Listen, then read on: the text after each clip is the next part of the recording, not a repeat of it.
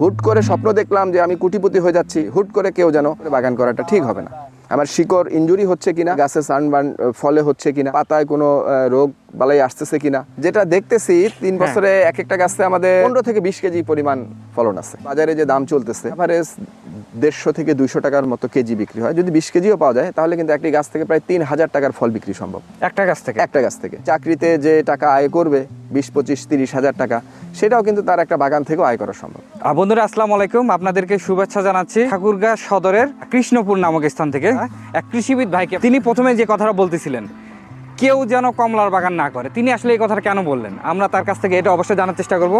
তিনি তার আসলে বাসার ছাদেও এই ধরনের গাছগুলো রোপণ করছেন, তিনি নিজে করছেন কিন্তু অন্যকে কেন না করছেন, এই বিষয়গুলো তো অবশ্যই আপনাদের মাঝে শেয়ার করার চেষ্টা করবো। ভিডিওটা শুরু থেকে শেষ পর্যন্ত আপনারা যদি না টেনে দেখেন, আজকে ভালো একটা এক্সপিরিয়েন্স আপনাদের মাঝে শেয়ার করব। আসসালামু আলাইকুম, কেমন আছেন? জি ওয়ালাইকুম আসসালাম, ভালো আছি। আমি শাহ মোহাম্মদ শাখাত হোসেন।